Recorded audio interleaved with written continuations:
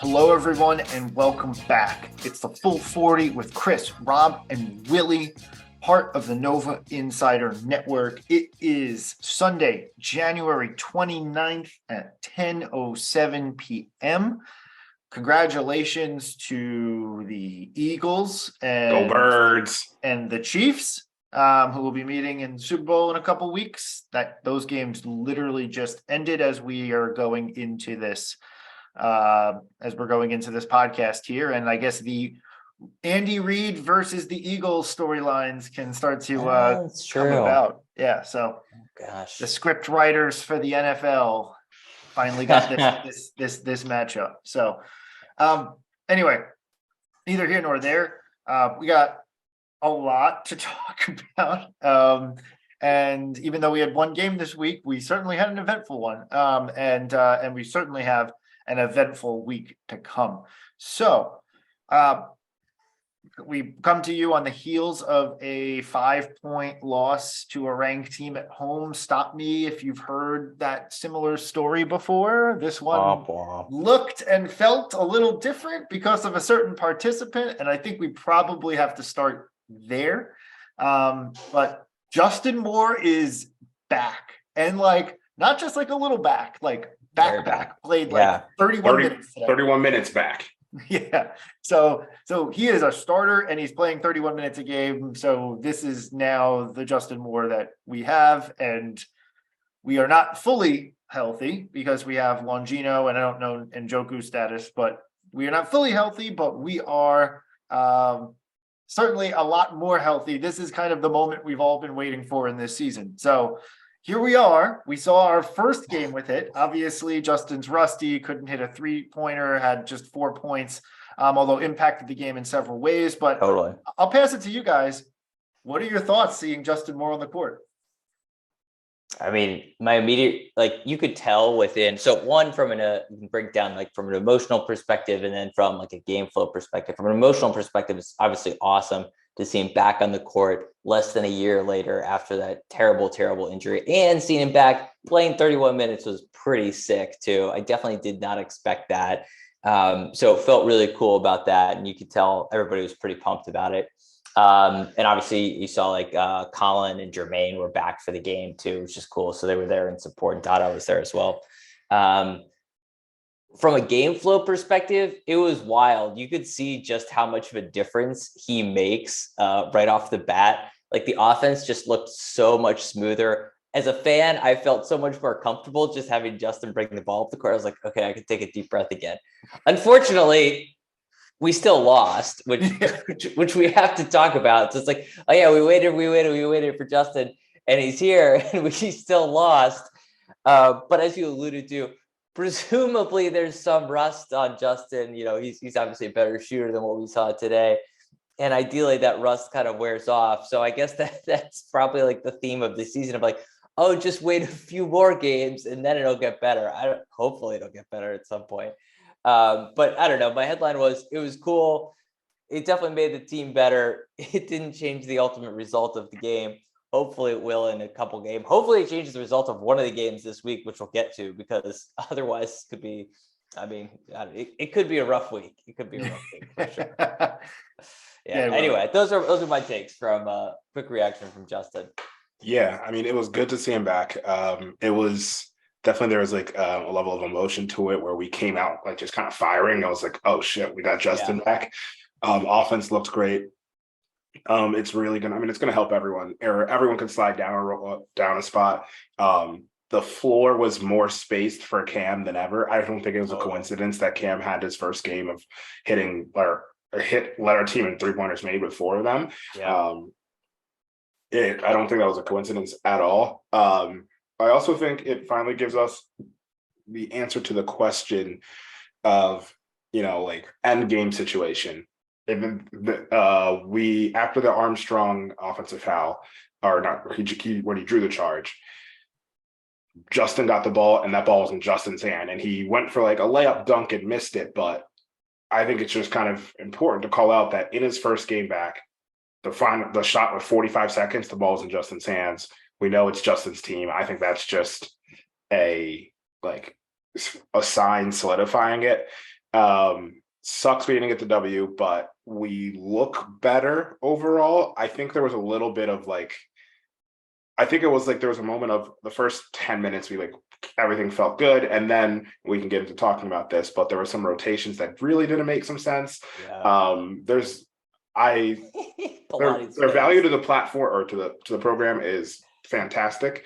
There isn't really a situation that Chris Arch and Trey Patterson should both be on the floor together. That's just not enough. You are cutting your offense down. And then if you have Slater out there, who is still I love Slater, but he's still not the biggest offensive threat in the world, you're essentially cutting your offense down by 2.5, depending on how aggressive Slater wants to be.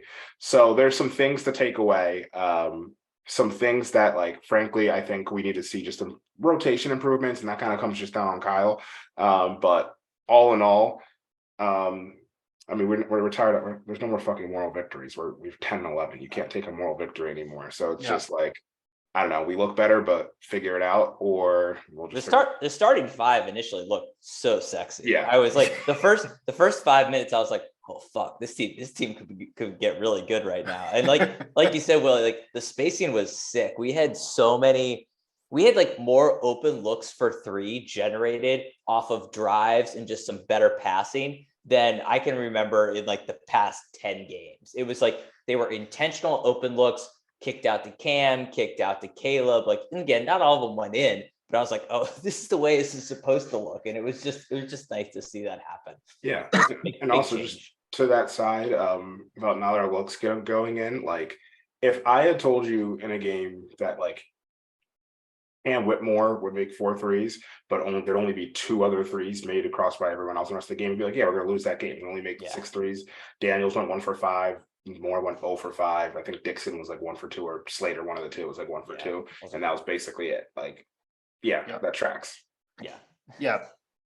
So a couple of things. So on the Justin Moore bit, I mean, look, on the emotional front, you can talk from a team perspective. I actually want to talk about the Justin Moore kind of perspective. The images burned into my head of Justin Moore's injury were horrible. I can't even begin to try and re-explain or re-enter the feeling that I had knowing that the team was going to the Final Four last year and knowing Justin Moore blew out his Achilles. That was horrible. That was a horrifying moment. That was the weirdest feeling of I wanted to be happy and I couldn't. Yes. It was so unusual. And looking back now and knowing that Moore's the whatever, that it does kind of, I don't want to say it makes it all better. It doesn't. But it was it certainly makes me feel okay, we got to see the other end of this chapter here. The image of Jay Wright, Moore just huddled over and crying on the bench at the Final Four, and Jay Wright putting his arm around him, Jay Wright leaving the program, and then all of this to have that come kind of full circle and Justin Moore play today, that to me was a huge emotional lift, just as a fan, but a human. It was it was totally awesome. And Justin Moore, the story was written about how KD was helping him out. The Rothstein tweet that announced that Justin Moore was coming back, KD quote tweeted it and saying congrats, Justin, super cool. Yeah, it was just super cool, the whole thing, to have it kind of come full circle. We knew that he was playing in practice and was kind of a full participant for a few weeks now, but he was really struggling with the decision to play. And it seems over the last couple weeks, he got there. And it was really awesome to see that. And I'll be honest, he looked rusty. He looked like he needed to catch up to game speed a little bit. Yeah. But he looked better than I kind of expected him to look in a lot of ways too. So I want to talk from the game perspective. There was an obvious emotional lift of having him on the floor. And then kind of over the course of the game, you just saw kind of like Ed Cooley and Providence kind of like just like beat on that and wear us down a little bit. Yeah. And so I think that's where his rust started to show even more. But man, just like certain things around the offense, like it was kind of like watching a good quarterback like probe a defense. Like he's like just knows kind of like it's just it's something that sounds so simple, but we've just taken it for granted for so long because we've always had someone good at this. Just his ability to get into the offense, to make reads, to like know that, okay, I'm going to make a move here. I'm going to drive into the lane a little bit. I'm going to draw a guy and I know I have a guy open in the corner for a shot. Like that's what we were talking about. Cam Whitmore having open looks, like all those little things that Justin does, like those are like a quarterback making check downs. Like, you know what I mean? Like, totally. So like his ability to do that was like, it was just so awesome to watch. And I have to imagine that having that and like a guy like a Armstrong who's growing in the system, like to like watch that and like watch how it's supposed to work has to be helpful. Like, and I'm sure he's seen it in practice, but to actually see it lived in a game is like different. So there was a ton of that. And then also one of the comments that I've really had about this offense is that we kind of like find something that works for one or two possessions and then keep hitting that same button over and over again. And eventually defenses adjust. And we didn't do that today. Like Justin kept moving the thing around, right? Like, and like, okay, now we're going to get a cam 3 after I drive and kick. Oh, okay. Now that guy is not come. Now the help defender's not coming. So I'm going to take a hard drive to the cup. Oh, something else happened. So now I'm going to swing it around. So like the ball movement that we've been clamoring for that wasn't happening all of a sudden came thrust right back in because you had someone who could actually literally manage a game. Yeah. So it was awesome to watch from that perspective. And the offense, look, the best way I could describe it is it looked like Villanova basketball. Like we lost the game, but it looked like Villanova basketball and not just a team fighting to stay in a game for the whole game. So that was the good. The bad was execution. Missed layups down the stretch, mixed executions, a couple missed free throws, 6 of 23 from 3, and you kind of wonder with how decent we were from mid-range and down low. Like, should we have attacked that a little bit more and not taken north of 23 pointers? But some of that you draw up to kind of what the defense was giving you. And then the ugly, we hit on this a little bit already, but I want to talk about the rotations. Like, I'm so weird now that Justin is back. And Rob, you and I were talking about this a little bit with in our Slack group, but now that Justin's back, the minutes allocations today wasn't terrible. On like a overall basis, but when you dive into the details, and Willie, you hinted at this before, like we just can't have like a guy like a Chris Arch or Trey Patterson and or a Brendan Housen like on the court at the same time. Like we just can't do that. It needs to be, oh, you're getting a sub in because you got to give Caleb Daniels rest. Okay, bring Arch in with the other 4 starters, right? Like, oh, you need to sit Dixon because he's tired. Like, okay, bring Patterson in and then have Slater and Patterson be the big, like kind of the bigger guys on the team, right? Like, totally. like you need to he's got guys playing 30 plus minutes, which I think is fine. But you need to have guys who are kind of like, you get guys who are like just entering in to sub somebody out to get the flow of the game. Like I love what Trey's brought. Chris Archidiakono has done an admirable job in a lot of ways. Obviously, he's gotten dogged for a lot of reasons. We're not going to get into all of that. But they've done admirable jobs. But the reality situation is with Longino out still, and hopefully coming back in the next couple of weeks, the only guy who's coming off the bench who's really supposed to be additive is Armstrong. Like they just call a spade a spade. Everyone else who's coming in is coming in to substitute for a starter.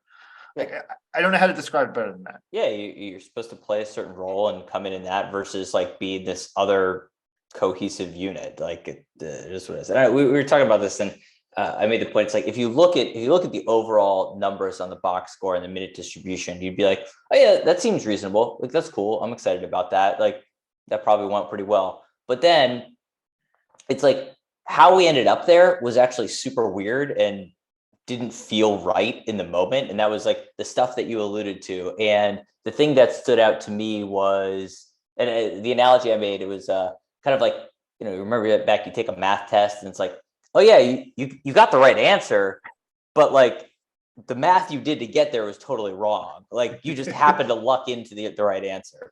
That's kind of how I felt. And like again, like I'm always a feel guy. I'm not like an X's and O's guy, but I was just like, I was watching the game. And like I mentioned, like the first 5 minutes, I was like, yeah, this is sick. Like just run the starting lineup. Like don't play anybody else for the next 40 minutes, which obviously isn't the answer, but it's like, then it just seemed like it was like rapid fire rotations. And it's like, boom, somebody's in, boom, somebody's in, boom, somebody's in. And there was no flow. There was a bunch of people coming in and out. You didn't have the chance for like the starting five to kind of reestablish themselves. It was just so frenetic almost. And like you said, like then some of the combinations like didn't really make sense to me. And like, you're like, well, yeah, this lineup's going to suck. Like I can tell you that right now, like we're going to get trounced when this lineup's on the floor. So that was a little bit weird in terms of how it played out. But again, maybe part of that is the fact that, at this point, Kyle has had basically like 3 different teams that he's had to manage, right? Like first part of the season, he didn't have Cam or Justin. Then he had a team with Cam, so he had to integrate Cam, but he had no Justin.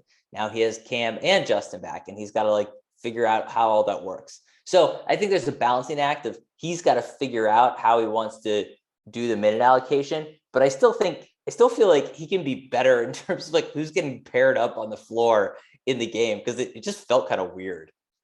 Yeah, I think he's just. I think that there are 6 to 10 points that we probably leave on the floor just in terms of Kyle trying to figure out rotations and manage that. Yeah. I think it's interesting. He's doing something that Jay's never done. Like he's going to his bench. Yeah. Like in his defense. We were 9 deep and it's January 29th. we were 9 deep like 7 minutes into the game. Yeah. And I was like, oh, okay. Yeah. Yeah. Sorry, go ahead. And so it's just like, it's trying to figure out what the right way is. I also think just like in moments, it's like it wasn't the right idea. Like there was a time where Providence was doing like a full court, we'll call it press. So it was kind of a token press, but they were doing it. And Mark got a layup off of one of it. And then when I saw it, I was like, well, it's clear. If they're going to do this stupid press, Mark should be in because Mark can break it himself just with his speed and athleticism.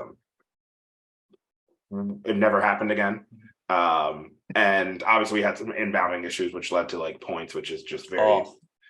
But every single one of the inbounds that we did that got stolen, it wasn't even like, oh, Providence did a really good job defensively on that. It was just kind of like, are we thinking right now? Like totally, it was just 100%. Can't agree more. They were so frustrated. It wasn't like if Providence had denied us for 5 seconds and then it was like, okay, we have to get it in and it was a steal. I was like, whatever. But everything was kind of self-inflicted on our end. So I just think Kyle has a little bit to learn there. And hey, I mean, he's a second-year coach. He's definitely a rookie coach when it comes to handling Big East. And he's also facing probably the best X's and O's coach in the Big East, maybe outside of Sean Miller and Ed Cooley. So it's tough. I think, but like at the end of the day, the math problem was right. He got to the right place. Maybe Chris plays a little bit less. Maybe when Jordan comes back, we'll figure it out. But Chris, what you said was interesting because that's kind of where we're at. It's Mark is our only like additive role player coming off the bench. Every other person is replacement of time, replacement of minutes, and hopefully adding or hoping not taking anything away. Hausen could be the other one, but Hausen also hasn't shot the ball in like 3 weeks, which is just kind of like, that's so weird. Yeah. It's just kind of what it is. But the script on him is out, right? Like everyone knows, oh, he's in. Like just absolutely just wherever he is on the floor, just be in his face. Yeah, I think there's definitely things we could do to scheme him open, but then it's like, are we really going to scheme open our 9th man for a shot? So I get it. I mean, ideally, Justin solves part of that, assuming they're And I on think the so. floor at the same time. I think there'll just be more natural opportunities, which, as we alluded to, we haven't had until today. And all of this lineup talk to say, I didn't mind what Kyle did. I was kind of thinking at the end of the game, not the Chris Trey, but the Dixon was on the bench, and it was Slate, Cam, Justin, Mark, and Daniels. Those were the five. I didn't mind that lineup. I kind of liked it. I was intrigued, especially because I don't think Providence had Croswell out there anyways. So there was no real reason for Dixon to be out there. I think Dixon came in like later, but I thought it was an interesting lineup.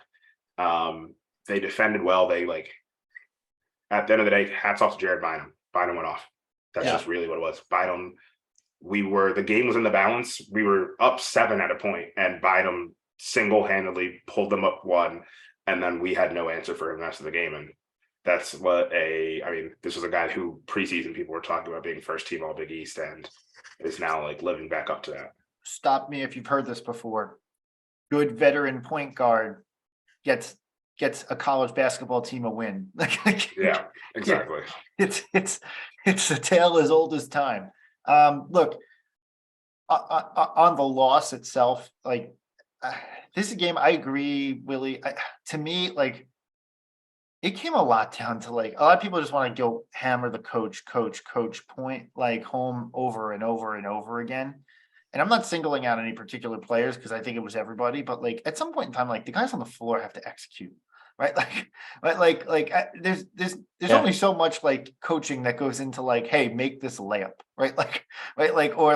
Or get this loose ball, right? All the guys are playing a good effort, but that definitive moment in the game to me was the moment where we get a stop. The ball caroms out. Devin Carter grabs it, gets it off to Bynum in the corner, who drills the 3. That was it. That was the game, right? That play, that sequence was the game, right? And it was kind of our whole season in a nutshell as well. Well, and again, not to point fingers, but just in terms of execution, it was the last possession, second to last possession, Justin just threw it away.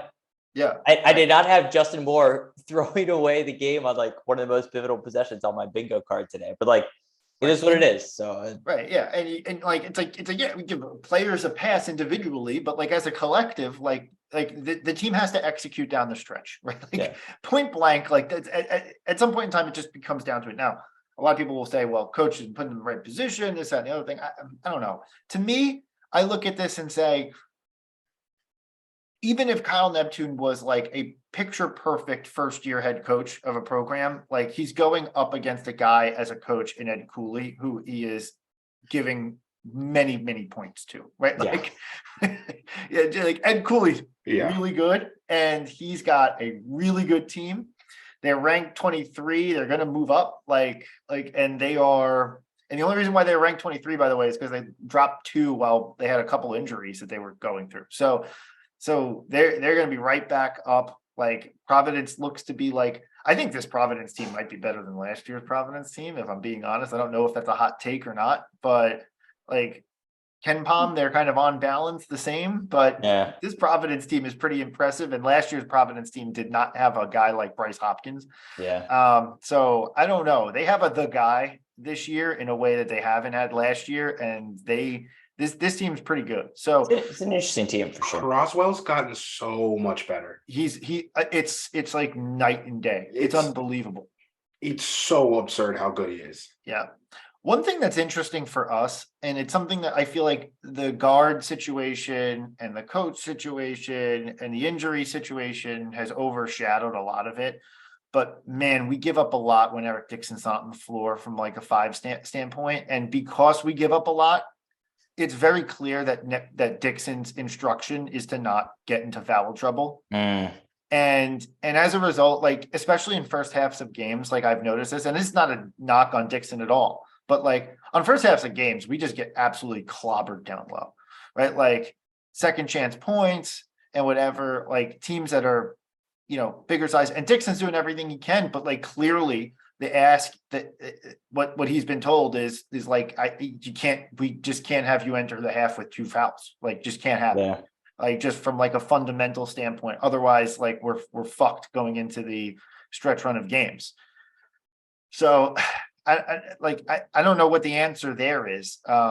Transfer portal. Yeah, well, transfer- transfer portal is obviously the answer after the season, but on the Oh. current part of the season, short of Nana and Joku getting healthy and all of a sudden being a rotational piece, it's kind of like that is a problem, right? Could Like we have Slater just get like real fat and then like he could just kind of play the five more? That's I don't basically- know if Slater, based on his body and look, like I don't know if getting fat is even possible. I think getting fat's possible for almost anyone. That's my hot take on this show. All right, Shaq, you heard it here first. Get Slater fat. Yeah, like Shaq, you're out here getting all these guys absolutely ripped and super strong. Real challenge. Get someone fat, Shaq. Let me see you like Shaq unfit. That's what I want to say. Yeah. Oh man. Amazing. But that's kind of that one area is like something that's clearly been overlooked by us and others. And it's clearly just like an obvious thing that we get beat up down low. And then so we overcorrect to help down low in a halftime adjustment. And then in the last 10 minutes of the game, they go 1,000,000% from deep. And that was the game. That wasn't helpful. Yeah. Yeah.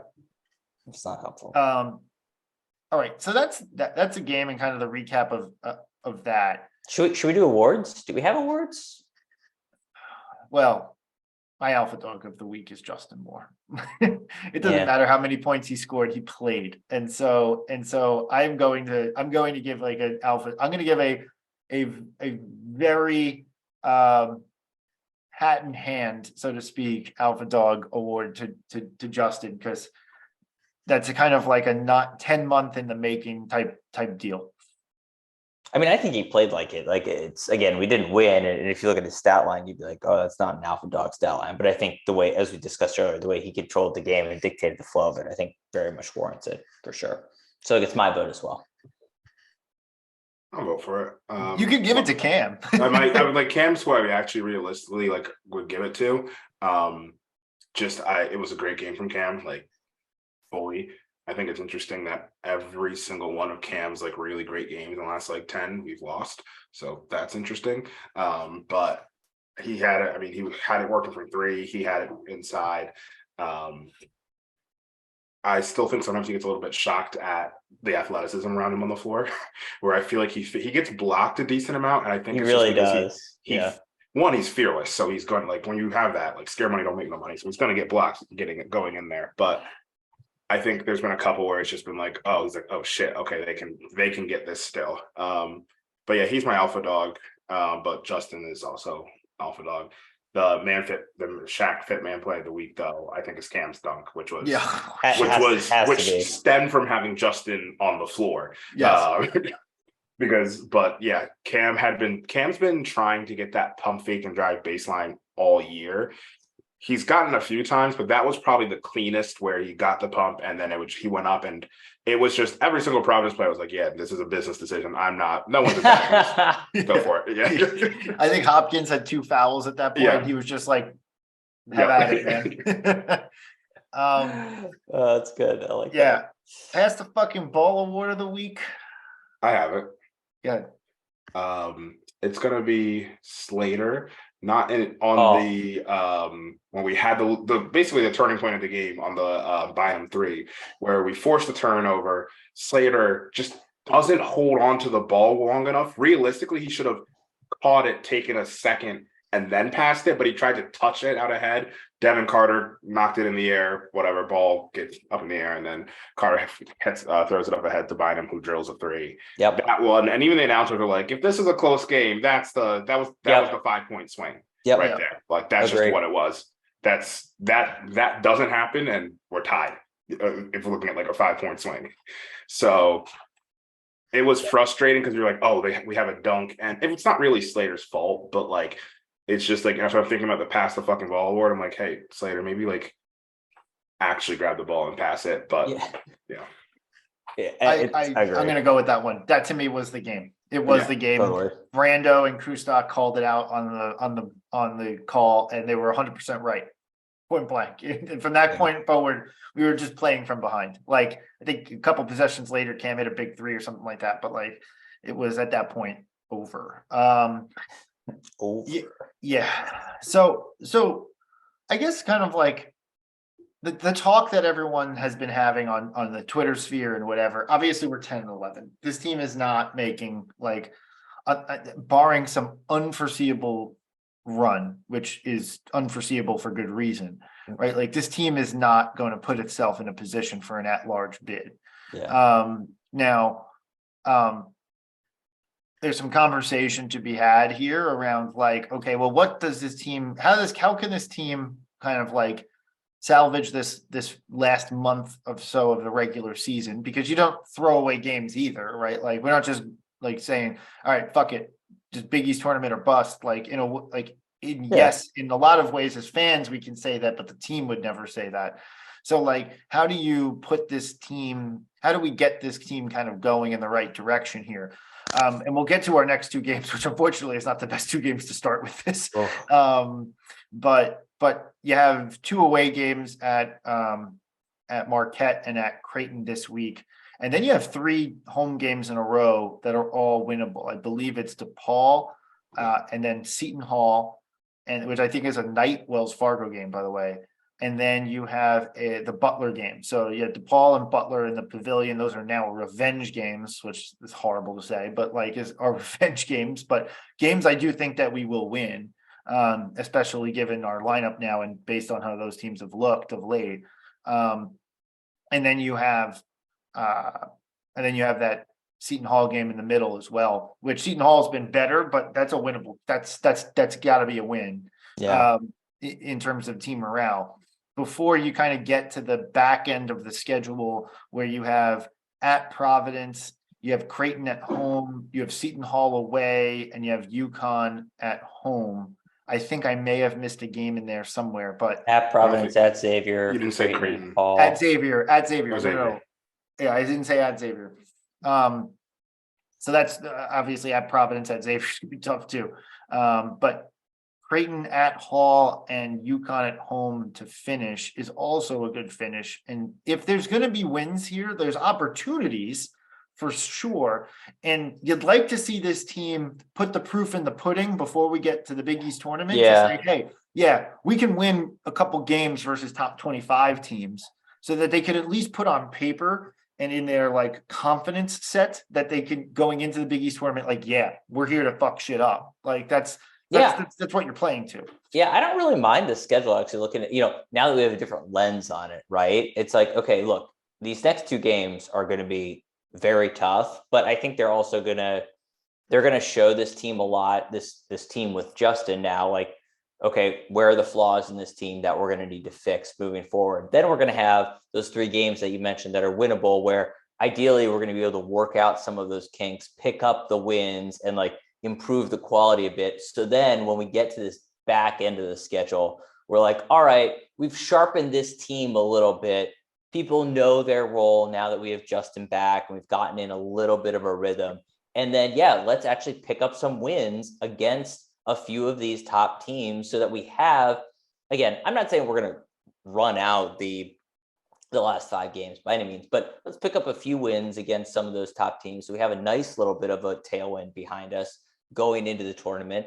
And then, yeah, like obviously the goal has to be to win the tournament, because you win the tournament and then you're in the NCAAs. But that to me is the mindset of like, look, this next week's going to be rough, learn from it, figure out what you want to improve, build a little momentum those next 3 games, pick up a couple on the back end, and then hit the Big East tournament and do some damage in New York. Yes. I'm kind of just on the, like, we have 2 more losses in us. That's all we can afford. Like, I still work from the, like, all right, what's the at-large situation look like? The only way that there's even a case to be built at large is only 2 more losses. We have 10 games left. We're 10-11. If we can't get to that 18 win mark, even if we go and we beat, like, let's say we were able to pick off Connecticut and Creighton at home. Let's say we just hold serve at home. That gets us 5 wins. And then I still don't think that's strong enough. Like, we're getting to the point No, where like that you're saying, no, it wouldn't be. It wouldn't be strong enough. We'd be Yeah. 15-15. No, Yeah, you no, can't. I That's just mean like, that's not even close. yeah, I don't even mean strong enough for the tournament. I just mean strong enough to be like, I don't know if that's enough to go into the Big East tournament and be like, we can do this. Yeah. Like, I'm kind of the mindset that like to have confidence in the Big East tournament, we still need to get to 18 wins. Because otherwise we're just clearly squandering chances that we have in these next 10 games. Like, we're not gonna run the table, but like that's just what it is. Tell that to Patrick Ewing. Yeah, if Patrick Ewing can do it, I guess Kyle can. Look, realistically, Willie, I get your point. I think the number is not.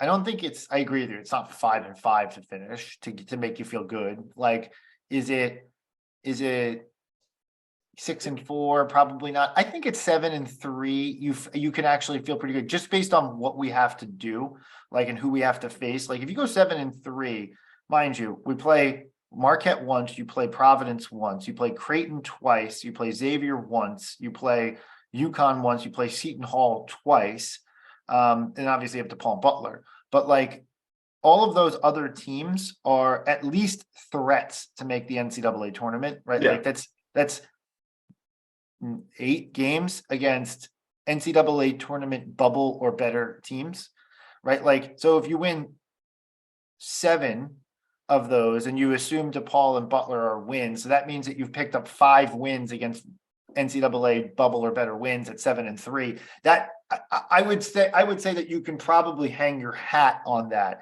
as a Villanova team and say, okay, now entering this, we can be okay. So what does that look like? What is the anatomy of that, as we've been saying on this podcast? Like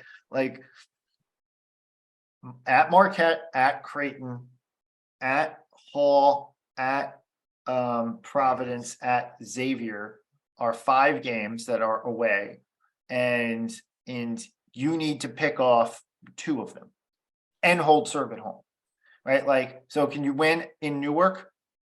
Yeah, I think you can win in Newark. So that takes, let's say you take Seton Hall off the board, right? Like that leaves your 4 ranked teams. UConn won't be ranked at the end of this week, but the 4 currently ranked teams in the Big East where you need to get at least 1, right? And then avoid any type of disaster at home. And oh, by the way, I've said hold serve at home, which means that like you're beating Creighton at home, which is they don't look like an easy out at all. Like, Yeah. like Creighton looks like Creighton was supposed to look, right? So I'm asking to split Creighton. Is that doable? Yeah, I think it's doable, but you still have Marquette and Providence and Xavier away. That's a tall task. Like, that's a really tall task. And so that means that this team has to go 1-1 this week, right? Like realistically, you feel like this team has to go you gotta 1-1. get one. You gotta get one. I Yeah. think that's fair. But I do think that 7-3 gets you to that position, Willie. I get your point. 8-2. Realistically, 8-2, you win. You say to yourself, okay, I win 2 games in this Big East tournament. I don't have to win this conference tournament. I think that's what I'm thinking, because I'm still at the stage of like, we're putting our hats, and like obviously we're prognosticating here, but like the eggs in the basket of like winning the Big East tournament, which like that in of itself is a hard thing to do as well. So it's like, how do we put ourselves in the best position that with at least a semifinal appearance in the Big East that we have a chance? And because as of right now, like statistically, it is not over. We could run the table and then you're in the tournament. If you're on the table, we don't have to do any work. Yeah, you're in the, so like we're still like it's there, but like with realistically, are we going to win both games this week? I don't know. No. And then after that, no, I don't know. I can tell you no. And then best case like we're saying, oh yeah, we can beat DePaul and Butler, but like we just lost to them 2 weeks ago. Now, granted, we did not have Justin. I understand that, but like we already lost to both of those teams. So stop with your logic, Willie. I don't want to hear it. So yes. I don't know. I'm feeling. I feel like somehow we have to get 8-2, but like we can be 8-2 on paper. But I haven't seen 8-2 from this team all year. I haven't seen a team that could go win 8 games and lose 2 games. Absolutely not. I mean, that's why we put our eggs in the Big East basket, because I ask myself, what's easier? Like, what's easier in theory? Could this team go 8-2, or can this team just get hot and go and win 4 games in March, kind of because fair enough, because you say, all right, well, the semifinal game, we're going to get our tournament legs under us, and it's going to be against an opponent that we should beat with Justin Moore, and say, okay, that's 1 game, and then oh crap, we're the 7 seed, and now the 2 seed is going to be like, oh fuck, I got to play Justin Moore's Villanova Wildcats as a 2 seed. What kind of reward is this? And you're in the 7 o'clock game, and on Thursday night, and Villanova fans show up, and all of a sudden you're like, oh shit, Villanova can win one, and like they do, and then you're in semifinal Friday, and it's like, oh well, now we're feeling ourselves, and we could maybe get this happen, and this, like, you start to play out like the Kemba situation, or like the Jerry McNamara situation, where you kind of like say to yourself, like, oh, can a player carry a team, or can like a team just get hot all collectively at once in the Garden in one place? I think that's easier than this team going 9-1 down the stretch. That's fair enough. So like, am I putting all my eggs in the tournament basket? Like, obviously, like, no, I'm watching all the games. Like, it's not like I'm sitting here saying, oh, turn off the TV and pick it back up at Big East tournament, we'll see what the hell happens. But like, realistically, like, what I think this team can fundamentally accomplish, like, I think this team can lose 2 games this week and get better over the 3 games versus DePaul, Seton Hall, and Butler, pick off one of Providence or Xavier towards the back end of February, beat Creighton at home, beat Hall away, and beat UConn, right? Like, that's how I think this could go in like the optimistic scenario, in which case at that point, then I'm like, okay, yeah, Big East tournament time. I'm like feeling kind of good going into it, right? That's where you kind of draw it up, right? Like, so neither here nor there. Yeah. Let's talk about this week, the week ahead. Yeesh. So, oh, you know what? Before we talk about let's talk about the week ahead, but we have another topic to talk about. We didn't previously discuss, but we have to address. But the week ahead is at Marquette. So we have a multiple now revenge situation game. We've lost 3 in a row to this Marquette team. And crazy. And they've had our number. We looked like, kind of in retrospect, now that we know how good Marquette's been and how good they've continued to be, right? Like, we look pretty damn good against Marquette in the December 31st loss. We should have won. We left them. Yeah. We should have won. Willie's so annoyed. We should have won. Like, you could draw up a situation now that you have a little bit more context, where you're like, oh well, that December 31st game was like the whole season, right? Like, you win that game, and we didn't score for the last 345. You scored 0 points. You have a whole situation there where if you win that game and kind of play out like the different arc of like time from there, like the confidence boost from that game, of winning that game, and kind of how Marquette's looked thereafter, and the impact of all of that on everything, and you could kind of come out to a totally different outcome for this month of January, and how like season defining that December 31st loss to them was at the time. But we played them tight. We held the game at our speed. We played our pace. We kind of played our brand of basketball in that last game versus Marquette. Like we know about Tyler Kolek. We know how good that they've been all across the board. They're I believe the best offensive team in the country by KenPom. KenPom number 1. It's kind of wild. But we were able to kind of hang with them for a long time at the Pavilion. Before they ratcheted up the defense down the stretch, where we ratcheted down the offense down the stretch, depending on how you look at it.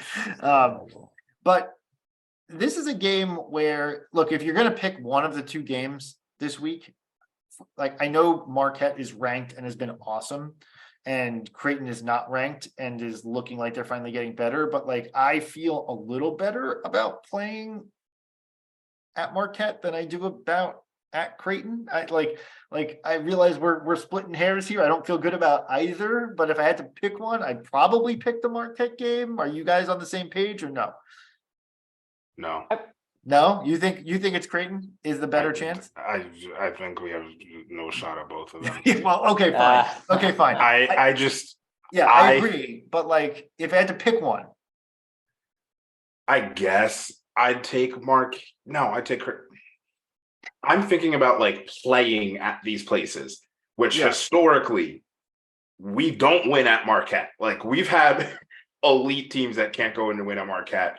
This Marquette team, I think we match up better versus this Marquette team. So yes, in theory, that'd be the game to win. We're not, if this was a home game, I'd be like, yeah, we're playing Marquette at Marquette. I don't have very much faith. And I'm not sitting here, by the way, just to be clear, I'm not sitting here saying have a bunch of faith. Like not my point. Like all I was asking is if I had to pick one of these two games that I think we have a better chance at winning, I think I'm picking Marquette. Marquette it is. I would agree. I'm just being in Creighton and against Greg McDermott always frightens me. It's a tough place to play. Not that Marquette's easy, but I feel like the Creighton fans are a little, I don't know, a little crazier. They get really bored out in wherever the fuck they are in Kansas. Just doesn't like an aside. I don't know. I've always felt like Marquette and Creighton are the two toughest places to play for Villanova on the road. Yeah. Like I think Butler's tough, but usually their teams aren't as even like I feel like we can just match up better versus Butler. Xavier, as good as they've always been, we can always win at Cintas. You know, we've been able to do that strongly. Providence, same. Providence can be as good, but we can win at Providence. I go back and I'm like Cintas or not Cintas, Century Lincoln, whatever they call it now. I'm sure Omaha Bank, BH1, whatever it's called. And at Fiserv, whatever. I don't know.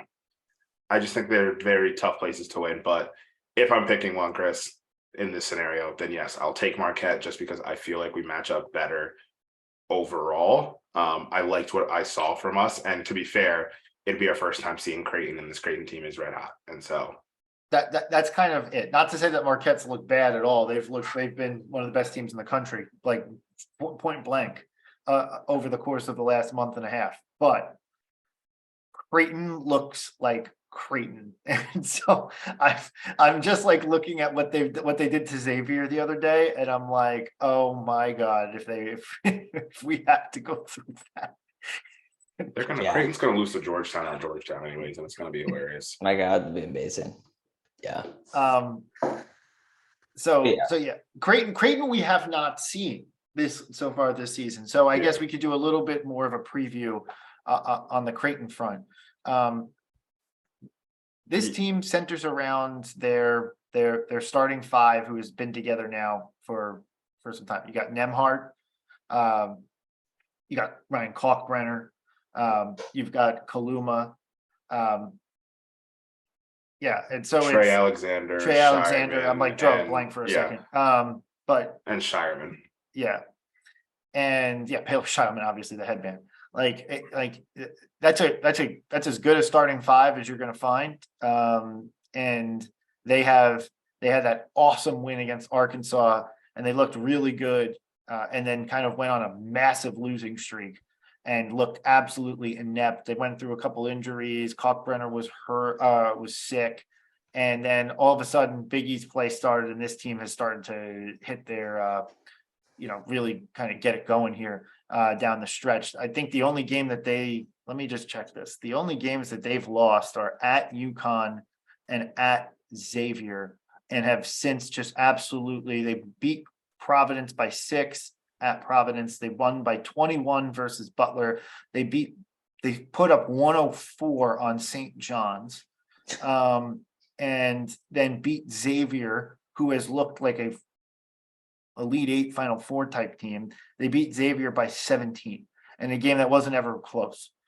So, like, if you want an advanced number to it, over their win streaks, the last 4 games, the last 3 weeks, according to T Rank, Creighton is the number 1 team in the country by advanced metrics over the Damn. last 2 weeks. It's That's only 4 crazy. games for them, but they are 4th in adjusted offense and 21st in adjusted defense. Yeah. That's where Creighton is right now. That's It's not a huge ridiculous. sample size, but that's where they're at right now. Yeah. Conversely, let's see where Villanova is on that. I'm Oh curious. God. T rank. If you don't know what T rank is, we're getting into the nerd numbers here. This is like beyond nerd. This is Bart Torvik. This is good. This is good deep track stuff. I do like Torvik stuff. I have to admit that I only dabble, but I do love some good Torvik. I don't want to talk about what I'm seeing, so never mind. We are 109th. Hell yeah. Georgetown's above us. Ooh. Georgetown's at 108. My favorite stat today was they showed like our record versus it's like the net 50, and it was sort of like 0-5. One wins, 0-5. 0-5. I was like, God damn it. Like, it's just such a depressing. It's like the Corsi's tournament prediction. Ow. Yeah, it's like, thanks. Good synthesis there. I like the conclusion. Let me drop the case for Villanova winning one of these 2 games this week. Convince me, because you can tell, as you guys know, I'm not. This is me trying, because college basketball. That's the best case that I have for Villanova winning a game this week, is just purely because sometimes college basketballs, and that's just why. like, and it's unfortunate because like usually I used to say, well, we lost because college basketball, right? Like, and now I have to drop the because college basketball argument, like for us to win a game this week.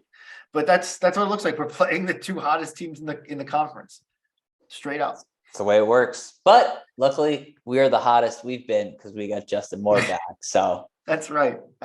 When iron meets iron here, or something like that, I think that's how it's going. Maybe sure. Marquette is a little bit disarmed by the fact that they've had a 3-game winning streak against us, and that disarming quality of it all kind of takes their air out of their tires, and we don't get their best shot like we've gotten everyone else's best shot, because everyone's like, oh, I'm still playing Villanova. Fuck Villanova. So maybe we get a little bit not that. We really did a number on people, because I'm like, oh, like, please take mercy on us. They're like, fuck you guys. Yeah. No, like interacting on Twitter, Rob, is like hilarious with other Big East schools. Like, I know you're not on it as much, but like, it is hilarious talking to other fans. They're like, oh my God, like we have Villanova coming up this week. This is huge. And I'm like, and like you get a smattering of replies to people on those tweets that are like, they're 10 and 10. Like, they're really not good. They're pretty mid. Like you can, like, it's not that big. But then like most of their fan base is like, I totally agree. Like, I realize they're not having a typical Villanova season, but this just means more because of what we've had to go through and everything.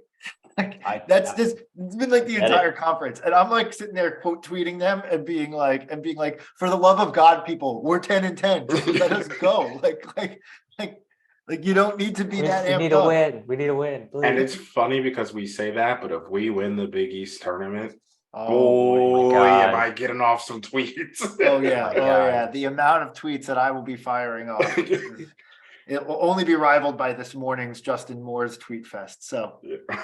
By the way, I did a prayer circle, and that was the most effective thoughts and prayers ever done by anybody in the whole world. I just have to say. T's and P's have never worked so well. Maybe you should do it for a win now. Now we've got our players. So. Let's not get crazy. T's and P's for a guy coming back from an Achilles injury after 10 months. That makes sense. T's and P's for a win this week. I don't know if Hey, look, Jesus cares about the W too. All right. So that's right. Let's get him in our corner. I love it. All right. One final kind of like OT topic, but related, that I want to hit on before we close this out is the Big 5 rumor.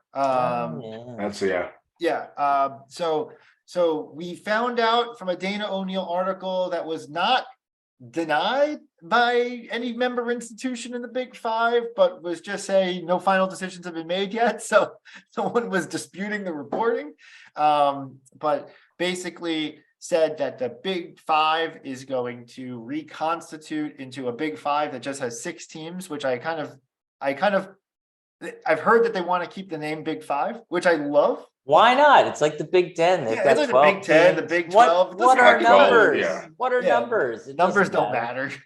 Right. So I hope that they actually do keep it the Big Five, but they would add Drexel into the mix. And then they would split the teams into pods of 3. They would you play a round robin in that 3. There'd theoretically be a number 1 seed, a 2 seed, and a 3 seed from each pod. And then in a triple header day, there'd be a 5th place game between the 2 3 seeds, a third place game between the 2 seeds, and a championship game between the 2 1 seeds. And then they didn't go into any specifics here, but I'm guessing that those pods would rotate on an annual basis, that they wouldn't be like a set in stone set of pods. Yeah. So I guess the coaches would vote or something on some type of rank beforehand so that it's kind of evenly matched. All that to say is I'm interested to get your guys' take on it. My perspective is I feel like the Big Five has needed something to add more juice back into this thing. And so I am appreciative of the effort and like the fact that they're integrating the Wells Fargo element into this, which I think is sorely needed. And I love the idea of a triple header with the 6 teams all in one spot in the NBA arena in the city. And they were talking about doing it first weekend of December, which I think is a pretty good time to do it. I have 2 qualms. One, like Villanova St. Joe's has to happen every year, in my opinion. I would also add that I really feel like we should play Temple every year, in my opinion. But like if there's one I could get rid of between those 2, I'd rather keep the St. Joe's rivalry than the Temple one. And then the other qualm I have is there is no current plan outlaid to play anything at the Palestra, which even though I've been fine with the home game setup that we've had of late, I do like the fact that we get at least one game every other year in the Palestra. And I feel like that needs to be addressed in the new plan. So I feel like I saw, and maybe it was a comment, but I feel like I saw that as if anyone wanted to play the Palestra, it'd be between the 2 teams. So in theory, you could have, if Villanova has St. Joe's and Drexel, we could coordinate with Drexel and be like, hey, this game is going to be at the Palestra. We'll split the proceeds, whatever it looks like, and go forward with that. So I think, but nothing has been called out officially. If there's one, I wouldn't even call it qualm. It's something that they need to do to make this work, is the Wells Fargo Center, the tickets, you need to be able to walk in and out. And what I mean by that is if it is a triple header of all day basketball, I want every school to go out to tailgate, to drink and have fun, but not feel like once I go into the Wells Fargo Center, I cannot come back in. Like it needs to be an open door policy. Have people checking, like obviously checking bags when you exit and enter, like that's fine. But it needs to be an open door policy so that you can keep that atmosphere and actually keep it an all day experience, because I don't know that you're going to get people to sit for 7 hours of game time, because it's just going to be like, oh, okay, I went to LaSalle, we played Temple in the 5th place game, whatever, and now it's over. I'm going to go home, or I'm just going to go out and tailgate. Like you need to be able to find a way to keep it like, okay, people are coming in and coming out. Yeah, and if that's the case, like, and if it was locked doors, the 1 seed team, is not going in. Ever. Yeah, exactly. You're not going in. You're just waiting. So you need to find a way to make it like worth. It's like a Big 5 day. At the Wells Fargo Center. That makes sense. Like you have something on Xfinity. You have the schools have their own tents. You have some fan games, and there's a chance to make this like actually something really cool. And they just need to make sure they do it in the right way. But I do love the idea of it. Keep saying the biggies. The Big 5 did need to be like something different. I think a lot of times I hate the something different that they propose. I saw this and I was like, I kind of like this. Like this. I love it. This works. Yeah. It totally works. Good with it. I have a suggestion on the Palestra bit. And I did put this on Twitter, but I think this would be a good way to do it. Because you have Penn and Drexel, I think everyone understands geography, but they're right next door. Yeah. So like, I think what you do is as a gift to Drexel, as a requirement of Drexel's participation in this, because they were never in the Big Five. So like you just say, hey, when you play your one, because you're going to play 2 games in a pod, so you get 1 home game and 1 away game in theory. When you get your away game, or sorry, when you get your home game in your pod, you have to play it at the Palestra, and Penn would obviously play it at the Palestra. And then they schedule that so they're the same night. And then you have their respective opponents. So then you have a double header at the Palestra. So you get 1 double header kind of like to start Big Five play. And then you have the triple header to end Big Five play at the Wells Fargo Center. That would be, to me, like the perfect way to kind of like execute this, where you're okay, you've now integrated the Palestra thing. Right, like everyone other than Penn and Drexel, which Penn already plays their home games at the Palestra, and Drexel, I can't imagine caring all that much. Everyone gets to have their other home games: Temple, Nova, LaSalle, and St. Joe's gets to have their home games on their home floor, so they don't lose that ticket revenue, if you will. So then you have that, you get your double header in the Palestra thing, in which case you'd have a rotating mix of like the Villanova and Temples and LaSalle's and St. Joe's of the world who go in there. And then boom, you have the triple header to end it all at the Wells Fargo Center. That to me is how you kind of like fix the whole thing. Like you get the double header vibe, and you get the triple header vibe, and you get the Wells Fargo Center and the Palestra, and you've kind of got this figured out. Well, that's good. I'm like, send it in. Yeah, I'm doing the math on that, but yeah, I think that works. Yeah. Okay. Any other big talking points before we wrap up here? Go Birds. That's really all I got. Yeah. I will say, I'm, as someone who's somewhat agnostic, because I root for the Jets, not the Giants, and I don't even root for the Jets, if I'm being completely honest with you. I am pulling for the Birds to win this one. So From your mouth to God's ears. And Rob's pulling for the Birds because he wants a happy wife. Obviously, made this afternoon much better after our loss. So thank you. All right, guys. Thank you everybody for listening. We'll be back after the Creighton game. Thank you everybody for listening. And as always, let's go Nova.